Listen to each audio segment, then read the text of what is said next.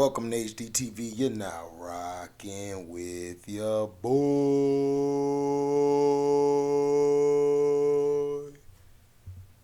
Okay. Okay, they got my camera kind of messed up. So, give me a second. I wanted to bring this story up before I head to bed. Um, let's see. Okay. Phoenix Suns and Mercury owner Robert Sarver suspended by NBA for 1 year and fined $10 million. The NBA on Tuesday announced a 1 year suspension and $10 million fine of Phoenix Suns and Mercury owner Robert Sarver following a lengthy independent investigation into workplace misconduct allegations.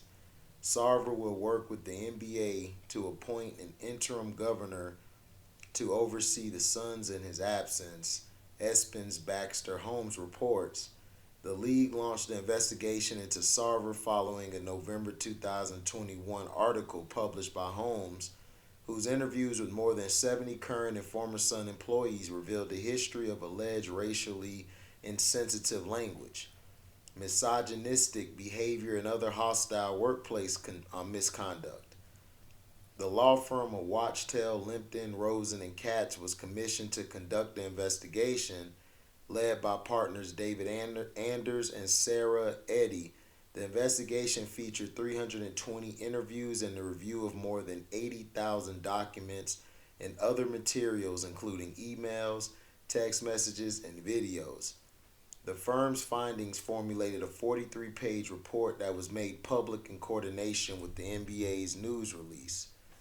The investigation revealed the following key findings, as laid out in the report. Sarver said the N-word at least 5 times in repeating or purporting to repeat what a black person said, 4 of those after being told by black and white subordinates that he should not use the word, even in repetition of another. Sarver used language and engaged in conduct demeaning of female employees. Among other examples, he told a pregnant employee that she would be unable to do her job upon becoming a mother, berated a female employee in front of others, and then commented that women cried too much, and arranged an all-female lunch so that female employees at Western Alliance Bank, where at the time he was CEO, could explain to female Suns employees how to handle his demands. Sarver commented and made jokes frequently to employees in large and small settings about sex and sex-related anatomy, including by making crude or otherwise inappropriate comments about the physical appearance and bodies of female employees and other women. On 4 occasions, Sarver engaged in workplace inappropriate physical conduct toward male employees. Over 50 current and former employees reported that Sarver frequently engaged in demeaning and harsh treatment of employees, including by yelling and cursing at them, that an occasion constituted bullying under workplace standards. Terms of suspension bar Sarver from entering any NBA or WNBA facility for 1 year. During that time, he also cannot attend board of governors meetings, represent his team in any capacity, influence any business or basketball decisions, or attend any league affiliated event, including business partner activities. The statements and conduct described in the findings of the independent investigation are troubling and disappointing, NBA Commissioner Adam Silver said in a statement.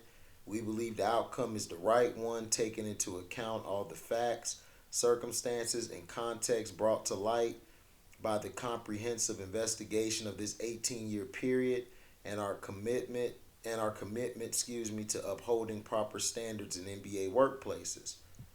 Regardless of position, power, or intent, we all need to recognize the corrosive and hurtful impact of racially insensitive and demeaning language and behavior.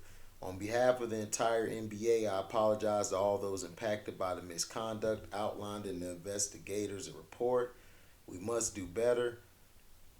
The actions taken on behalf of the NBA and WNBA in response to the findings of the independent investigation are appropriate and necessary.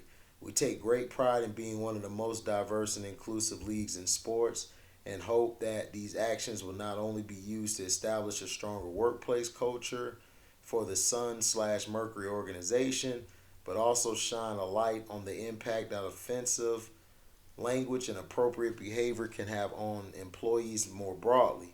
WNBA Commissioner Kathleen Engelbert said in a statement, in addition to the suspension and fine, Sarver must complete a training program focused on respect and appropriate conduct in the workplace. The Suns and Mercury are also mandated to hire an independent firm to evaluate and make recommendations with respect to workplace training programs, policies and procedures, and hiring and compensation practices with a focus on fostering a diverse, inclusive, and respectful workplace. Regular workplace culture surveys and reports to the league office are also required. The punishment for Sarver falls between the two other most severe penalties in league history. The NBA in 2014 banned former Los Angeles Clippers owner Donald Sterling for life and fined him $2.5 million once recordings of his racist remarks were made public. Sterling had previously faced several discriminatory lawsuits, which included the largest housing discrimination settlement in American history. In 2018, Dallas Mavericks owner Mark Cuban agreed to donate $10 million to organizations committed to combating domestic violence and supporting the professional development of women in sports, following investigation to confirm allegations of widespread sexual harassment and workplace misconduct in the organization. Cuban was not suspended for presiding over a systematic failure to protect employees. The NBA will donate Sarver's $10 million fine to organizations committed to addressing race and gender-based issues in and outside the workplace. The league statement says Sarver cooperated fully with the investigative process. However, according to Holmes and espn colleague Adrian Wojnarowski, Sarver took issue with the suspension and fine during what became a largely acrimonious punitive process. Good leadership requires accountability, Sarver said in a statement Tuesday. For the Suns and Mercury organizations, that begins with me.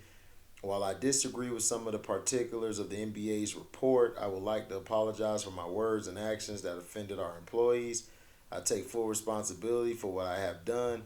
I am sorry for causing this pain, and these errors in judgment are not consistent with my personal philosophy or my values. I accept the consequences of the NBA's decision.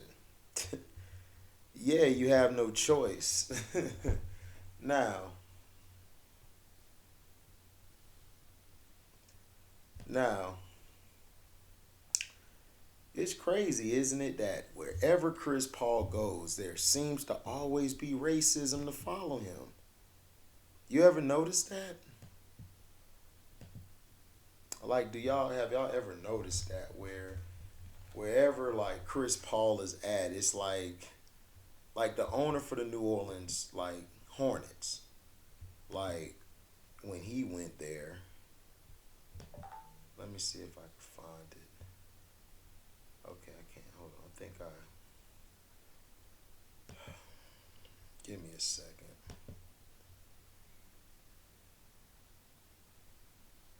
Oh no, keep that there. Okay, here it is. Now this was back in December 6, 2010. NBA Commissioner David Stern confirmed on Monday that the league is proceeding with its plan to buy the New Orleans Hornets from the majority owner George Shinn and minority owner Gary Chose. Shinn has been trying since last spring to sell the team to Chose, but those negotiations stalled.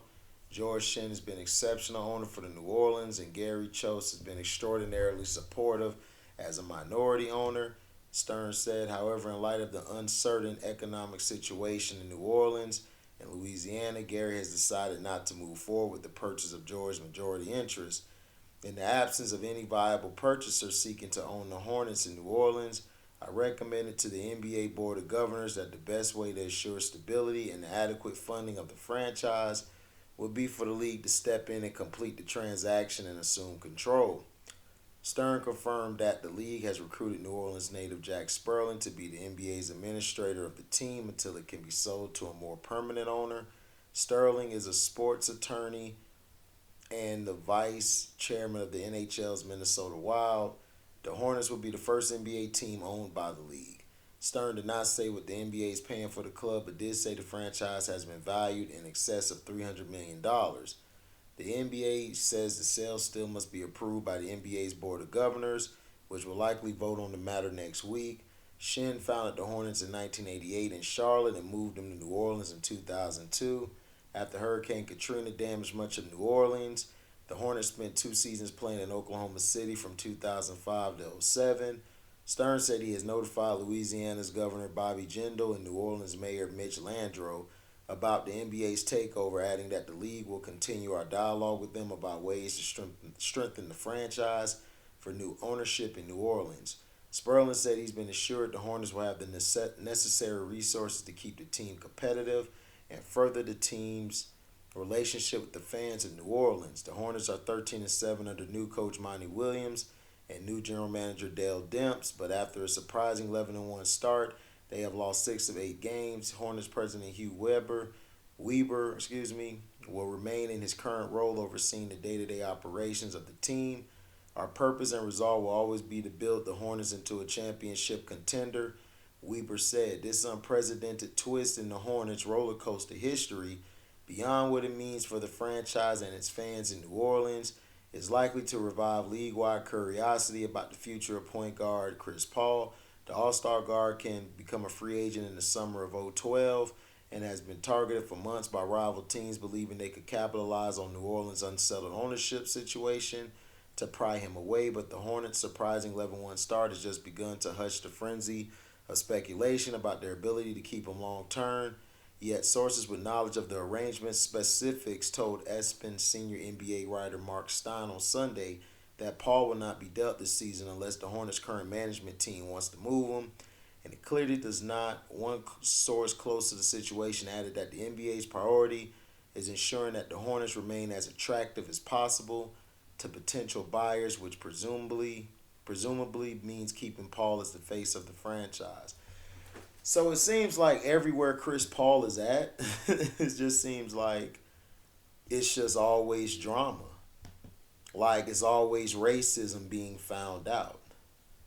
You know, have y'all ever noticed that with the Donald Sterling? But Donald Sterling predicted this. And everybody was getting mad at Donald Sterling, but nobody was paying attention to what Donald Sterling said. That's the most mind-boggling thing is even now people still don't understand the message he was saying. He basically just told you that there's more people like me that think this way. But all of a sudden it's okay, well, we're going to go after Sarver, and then we're going to go after Sterling. Why aren't you going after Reinsdorf in Chicago? All this stuff I'm saying is allegedly, by the way. Allegedly to the Reinsdorf thing. Now, the thing with, let me see, where is that? Yeah, Mark Cuban, wanted to combat domestic violence, to combat domestic violence and supporting the professional development of women in sports, which, he agreed to donate, because it was following an investigation that confirmed allegations of widespread sexual harassment and workplace misconduct in the organization. But it's funny how Mark Cuban doesn't get suspended. He can just donate some money and he's good to go. But Sarver gets suspended. And it seems like wherever Chris Paul was at, Chris Paul was with the Clippers. Then Chris Paul, of course, was with the Suns now. So now all of a sudden, there's racism going on where an owner has to be suspended. Don't y'all find that kind of odd that that's happening with Chris Paul? Just everywhere he goes, it's there's all this mass racism going on. Don't it seem kind of funny? I know people are going to look at it and say, oh, whatever, HD. You don't know what you're talking about.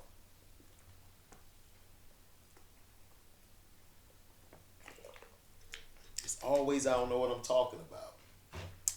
It's it has to hit you in the face for it to be the truth. And a lot of people can't handle the truth. Now, I want to find something here.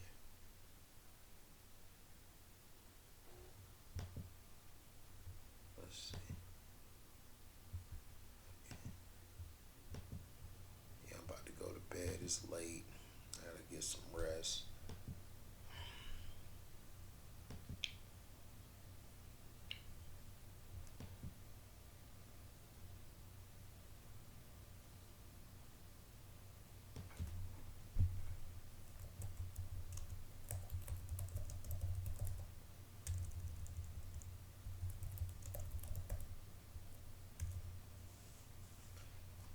Let's see. Okay. Let me see if this is gonna play. Abbott signed the most extreme. All right, fair use act, fair use act. So I'm gonna let this play for you guys. So give me a second. 85 plus live channels with no hidden fees. YouTube TV. Try it free.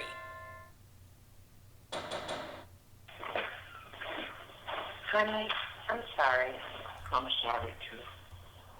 I wish I can change the skin, the color of my skin. That isn't the issue. You missed the issue. What's the issue? The issue is we don't have to broadcast it. I'm not broadcasting anything. I don't do anything wrong. Nobody said you did anything wrong. I don't do anything wrong. If we ever have any issues, it's because people call you and tell you things about me that are not Why true. are you broadcasting? I'm not broadcasting Why are you anything. taking pictures with minorities? Why? What's wrong with minorities? What's wrong with black people? Nothing. What's wrong with It's like Hispanics? talking to an enemy. There's nothing wrong with minorities. They're fabulous. Fabulous. Because you're an enemy to me. Why? Because you don't understand. I don't understand what. Nothing. That racism still is alive? No, but there's a culture. What People culture? feel certain things. Hispanics feel certain things towards blacks. Blacks feel certain things towards other groups. No matter what you're in the mood for, with the all So you're listening to what's going on. classic. It's been that way historically, and it will always be that way. But it's not that way in my heart and in my mind. But maybe you want to adjust to the world. But why? If the world doesn't do anything for me and they don't make me happy. You're right. I don't want to argue with you. I don't want to argue. I can't be racist in my heart. And that's good. I'm living in a culture, and I have to live within the culture. So that's the way it is. That's all. I got it. I got the whole message. You live with your heart. I don't. You're. See, people miss this part. See, I'm breaking this down to you because everybody want to just get on Donald Sterling.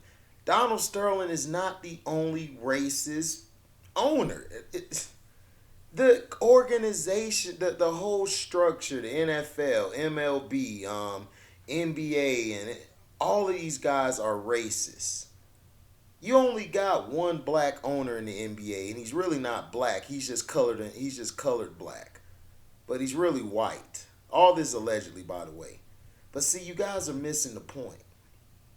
Y'all missing the point of what I'm playing here, and that's good. I'm living in a culture, and I have to live within the culture. What does he mean by culture? Nobody's asking that question. To me, I felt like this was a setup from the beginning. They wanted to remove Donald Sterling a long time ago. But isn't it funny how every time Chris Paul goes somewhere, there's this that comes out. Like all of a sudden a tape come out. All of a sudden Sarver recently, all of this stuff has been going on. He's been saying the N-word and people have complained about it. Well, how come when he was saying the N-word, how come the NBA didn't step in then to handle it? See, you guys got to answer the questions and look at what really is going on and stop being caught with the sensationalism of stuff. The sensationalism of stuff is not going to get you anywhere because this is the truth. This is the stuff they don't want you seeing. See, a video like this isn't going to get 300,000 views or 1 million views because it's telling you what you already know, but you're denying yourself. Now let's continue with the conversation. You can't be flexible. You can't. I am flexible. I understand that that's the way you were raised and that's your culture, and I'm respectful. Well, why do you have to disrespect them? Those are... Who am I disrespecting? The world before you. Why am I disrespecting them? By walking, you're perceived as either a Latina or a white girl. Why should you be walking publicly with black people? Why? Is there a benefit to you? Is it a benefit to me? Does it matter if they're white or blue or yellow? I guess that you don't know that. Maybe you're stupid. Maybe you don't know what people think of you. It does matter, yeah. It matters. Do you know that I'm mixed? No, I don't know. You know that I'm mixed. You told me you were going to remove those. You said, yes, I understand you. I mean, you change from day to day. Wow. So painful. Wow. People call you and tell you that I have black people on my Instagram, and it bothers you. Yeah, it bothers me a lot that you want to broadcast that you're associating with black people. You have to. You associate with black people. I'm not you, and you're not me. You're supposed to be a delicate white or a delicate Latina girl. I'm You're supposed to be a delicate white or delicate Latina girl. This is how they view. This isn't just Donald Sterling or Sarver who just got, suspended. But this is how they think. This isn't just him. See, people don't ask the right questions. They just follow what's given to them, and then they want to be all outraged when they knew this from the beginning. And then if TMZ is reporting on it, TMZ has people behind them who's pulling the strings to make them, put this information out. Let's continue.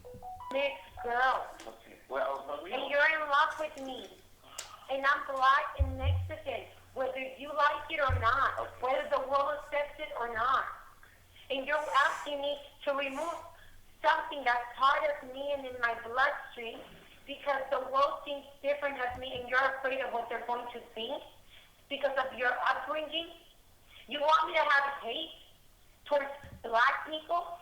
I don't want you to hate. That's what people do. They turn things around. I want you to love them privately.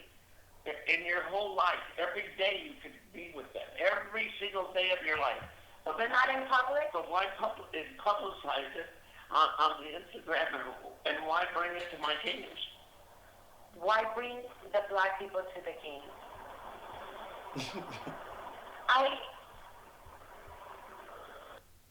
You met a guy? Yeah, but I don't think I'm his type.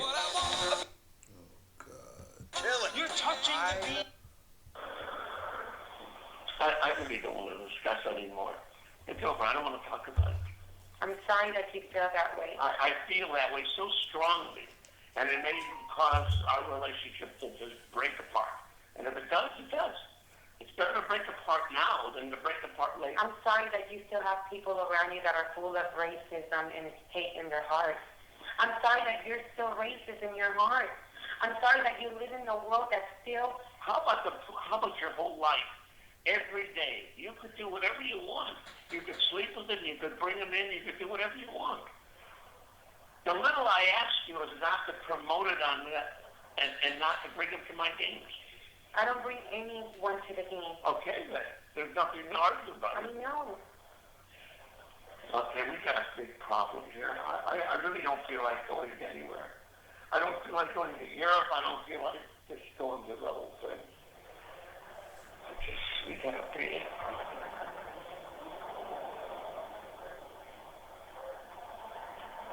If you didn't like someone that I was with, I would stop seeing that person. I'm sorry, I don't have any more friends. What would you like me to do? Remove the skin color out of my skin? Is that a real issue, or are you making something up? I mean, I just don't understand what the issue is. There's nothing wrong with you or your skin color. Why are you saying these things? To upset me?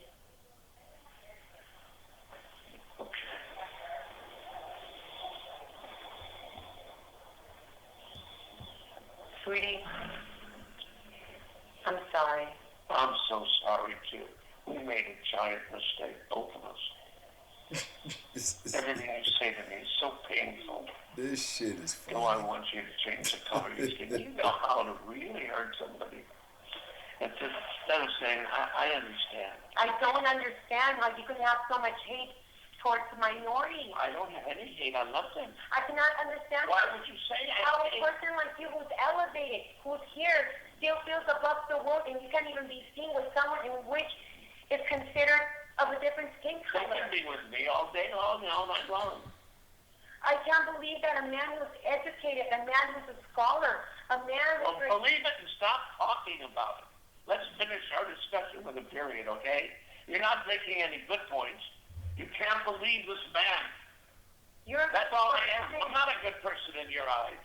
If I was a good person, you would say, I can't believe this. I can't believe that. What am I But supposed you're all to lying. say? I love this. Look at all this negativity coming from... There's no negativity. I love everything. He says, I love the black people.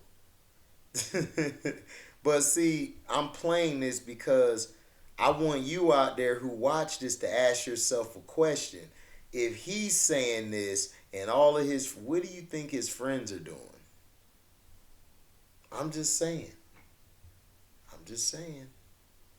Everybody, I'm just saying, in your lousy Instagrams, you don't have to have yourself with walking with black people. You don't have to. If you want to, do it.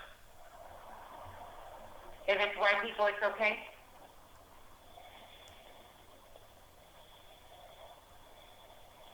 If it was Larry Bird, would it have made a difference?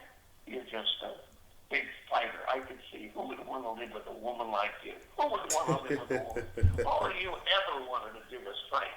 You're a born fighter.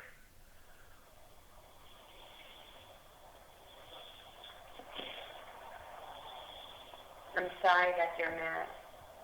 You have the worst mouth. Why are you so angry, honey? What's wrong? Well, why would you bring up Larry Bird? What has he got to do with it? You can walk all night long with your sisters or your family. I saw someone I admire Magic Johnson. Okay, good. I'm sorry. Okay. He's made a lot of changes for his community, for the world, for the people, for the minorities. He's helped a lot of people. Why are you forcing this down my throat? I'm finished talking to you.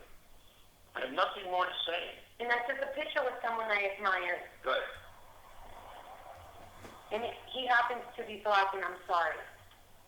I think it's nice that you admire him. I know him well, and he should be admired. And I'm just saying that it's too bad you can't admire him privately. And during your entire life, your whole life, admire him. Bring him here, feed him, him. I don't care. You can do anything. But don't put him on an Instagram for the world has to see, so they have to call me. And don't bring him into my games, okay? I've never... And then this is Magic Johnson, the classic token Negro. And he's still saying, I don't want you to be around. That's what I'm trying to tell you. It's not just him. It's every owner in every sports. They don't want to be associated. Let me ask y'all a question. How many black owners is there in the NFL? But nobody thinks there's any, but they're so diverse.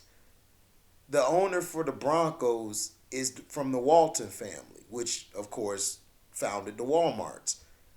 But you said you were preaching diversity. Why didn't you put a black owner there? Why has it been so many decades and years, and we got all this new technology, we're in this new age, we still have 0 owners in the NFL. And then people think, oh, the NBA is so diverse. How? You only got 1 black owner. It's like, that's the stupidest thing. Oh, well, the NBA is less racist than the NFL. Why is there any racism anyway? Why is there any systematic racism? Why is there any prejudice anyway?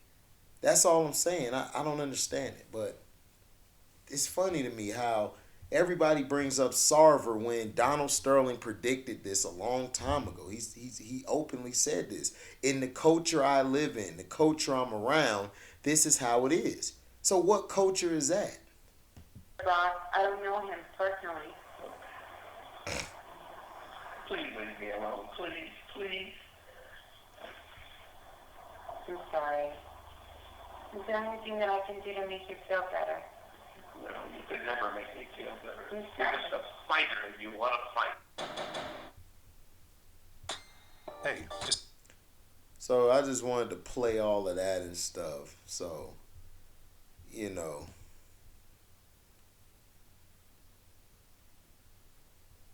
And, you know, TMZ just all of a sudden pulls it out there.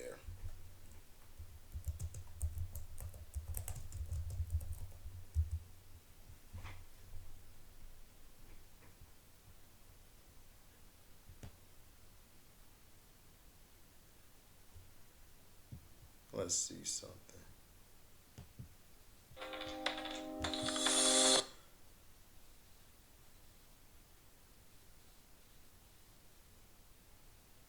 I'm Ophelia Jacobson with Campus Reform. It's game day here at the University of Florida. Fair you said, We're fair you talking said. with college students about diversity quotas today.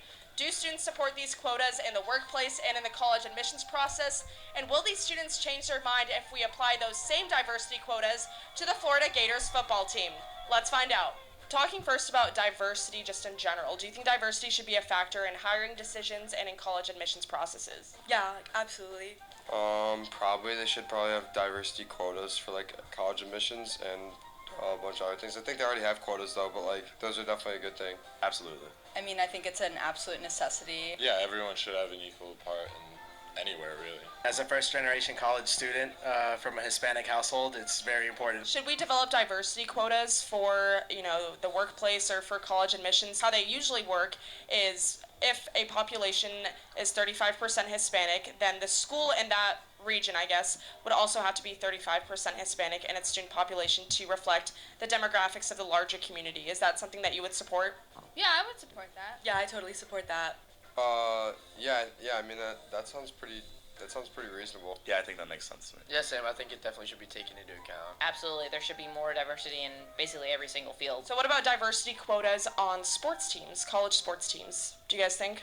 Yeah, I think that should be skill-based. Yeah, absolutely. Same thing. Same thing. We want to win, no matter what you are. Probably not. I feel like it should be based off talent. That's something that's a little bit different. With sports, it's definitely more emphasis placed on ability. Sports is different than college. Sports is not the same. I mean, talent is talent is talent is talent.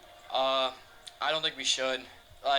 College sports is about getting the best players for your team, and I don't think we should focus on which race or ethnicity to get. I think a diversity quota for any sports team, it doesn't make much sense. It should be based on skill. Just let the skills shine, and whoever's the best player deserves to be on the team. Obviously, with sports, it's talent first over anything. I did some research about the demographics here at UF. We're going to put this into a hypothetical situation. So 50% of students here are white. This is from 2019. 19% are Hispanic, 8% are Asian, 5% are African American. If we were to apply that quota to the offensive lineup for the Florida Gators football team, this is what the lineup would look like. Okay, and that's probably not what it looks like at all. This is what Yeah. it looks like right now. Yeah. I feel like they're probably just more skilled players. 'Cause I mean, I guess you could say more skilled people should get into schools too. I guess what I said could kind of be applied both. We'd probably be losing because we recruit based on skill, and if we recruited based on diversity, then we'd probably be worse. I see nothing. Did you just hear what he said? She basically showed you and told you that it's 50% white and showed you the diversity quotas if they were to apply to the football team of what's going on, or the majority of the color at the school. Most of it, if it was the football, would be all white, Latino, Asian, and it's only 1% black. And they basically are oh no, well, it has to do with skill, we got to get the best. No, basically, they don't want any diversity or anything quota for the football team because they wanted all black people. See, black people, all we're good for is entertainment. All we're good for is skill, and everybody base everything on our athletics. But people don't understand that black people are very intelligent, but they don't see that. They just see us as zoo animals, as dogs. Actually, we're below dogs. We're worse than dogs in their eyes. So that's how they look at it. Nothing wrong with the current roster right now. I think it's perfectly fine. If they're the best players fit for the job, then they deserve the spot. I don't necessarily think that it's a bad thing that these people are just better at the sports that they play. And she said these people are better at the sports that they play. These people. Why couldn't she say that they're probably just better at the sports than, or why aren't they agreeing to having a diversity quota where it's mostly white, Latino, Asian, and black? Because this is what it's showing you people. This is the world we live in. It's only 1% of us they're trying to make you believe. And then, oh, it's all white, Latino, and Asian. No, that's who they want for the top jobs. The doctors, the CEOs, the board members, the owners. They don't want you Negroes there. And then they try to throw Latino in there, and Latino and Asians aren't minorities. They're a part of whites. They're not a part of black people. Blacks are the minorities. But what if I tell you in reality that we're the majority, because we're the football players, we're the basketball players, hell, even the fake blacks they bring from overseas who are Dominican and all of this stuff, Jamaican, they're black. So if all of us decided not to play sports or play their little games, do you think they'll be successful? Do you think their businesses would thrive? Hell no. I mean, it'd definitely be different. When's the last time you saw a prominent Asian in football? Does this kind of change your... Did you just hear what he said? When have you seen a prominent Asian in football? See, we're only good for... We're good for their sports and entertainment, but we can't sit at their table and eat dinner with them or do business with them on that level as an owner or CEO or governor, whatever you want to call it. So please, stop falling for the banana in the tailpipe. Sarver isn't the only one who's doing these racial things and these prejudiced things and these disrespectful things behind closed doors. All of these other owners are doing it. It's just that they put a Band-Aid over it so you don't see the blood leaking out or whatever's falling down. Your mind about diversity quotas in other sectors like the workplace, like college admissions? If we're talking about being the best in sports, shouldn't we also be talking about being the best in the workplace, being the best company, being the best college, the best university, regardless of anyone's race? Yeah, I think it was a good way to open your eyes and think, like, if you're recruiting athletes based on their skill level, maybe you should admit students based on their scores and their, like, academic merit more so than diversity. Yeah, a little bit, because I didn't think about it being applied. I mean, I guess they are applied to schools, but not sports, and you could make a good argument for why my reason for school would be the same for sports, basically. Yeah. I think so. I think I really didn't think about diversity too much, and like. Of course y'all don't. Y'all white, y'all Asian, y'all Latino. Of course y'all don't think about this shit. Because y'all been spoon-fed y'all whole goddamn life. College admissions or workplace. Yeah, I think, like, now that I think about it, It's interesting to see it compared in sports, like, versus college admissions, so. Skill always comes first. I don't necessarily think quotas are the way to go. I know they're unconstitutional. I know they're wrong. I feel like that's just counterintuitive to feel obligated to admit anybody or do anything. Yeah. I mean, you want the best. It doesn't really matter what the person's race is, who they are, whatever. Like, you have skills. You're a good person. That's about it. That is funny, dog.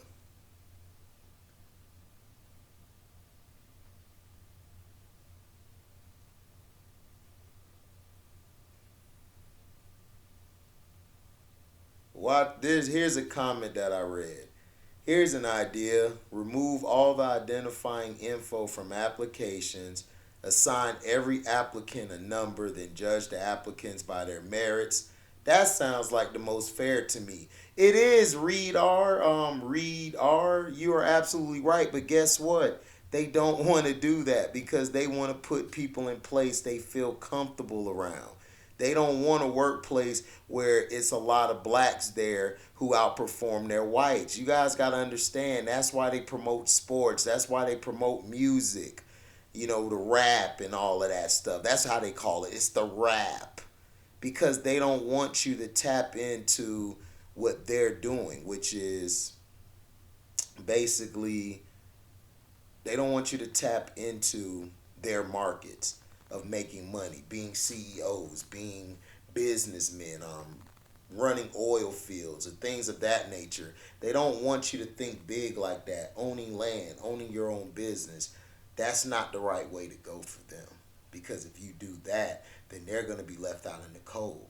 They rather you play sports while they run you. They're the slave owner at the house, drinking their lemonade, and they're all white, legs crossed like a little bitch. And excuse me, that nigger boy, he ran that ball good. Did you see how he caught it? But let the nigger try to be the quarterback. Oh, no, we can't do that. We got to have the white boy. We got to have the white man on the field controlling the niggers. We can't have the nigger controlling the niggers, because then that could lead up to our position. That's how they think, bruh. And you guys keep falling for it and thinking that it don't exist.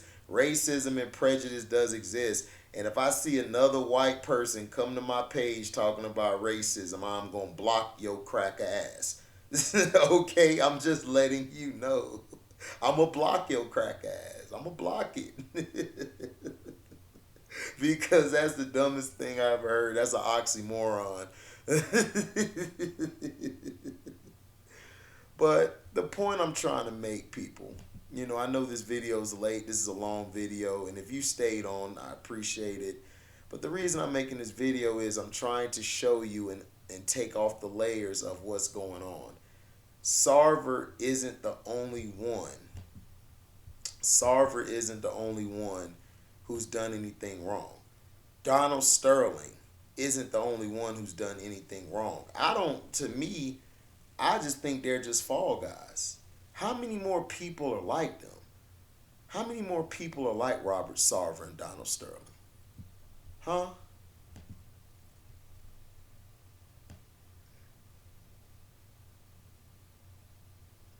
So, thank you guys for listening, man. I mean, you guys have been a blessing. Y'all make the page grow. Because of y'all, people are finding the page. You know, shout out to Lefo, man. Lefo's been telling me that he's been complaining about notifications, giving them the videos, and he's still not getting it. But he still manages to share the page to everybody. And I appreciate that. You know, I like to make real content. I'm not here to kill you with race and all of this, but I'm just tired of all this surface crap when we're not getting to the core of the problem. So thank you guys. Make sure you like, comment, subscribe, share this.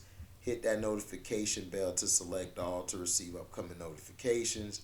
And if you guys love what you hear, you can donate to the page by going to that description box. It's a link that'll take you to my Cash App. You hit that link and then you can donate whatever your heart's desire. You guys can also hit my social medias up: TikTok, Snapchat, Instagram, Facebook. I'm on all of that. Well, I don't have my Facebook out there. But you guys can do Instagram, Snapchat, and of course, you guys can hit me up on TikTok. I'm on all three of those devices. I'll probably do a TikTok video later. I just promote my page on there. I don't really do all of this TikTok-y stuff.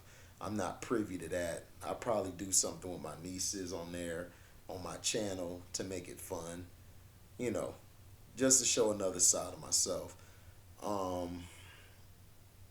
Also, you guys can super chat. When the video is live or premieres, you guys can super chat. You know, super chat button works. It's fine. You know, it's not going to hurt to do it. Also, if you don't make the super chat or my Cash App, you guys can leave a super thanks. It's like the super chat, but it's after the whole video in its entirety is finished. So thank you guys, man, for your love and your blessings, man. We are out. Deezy.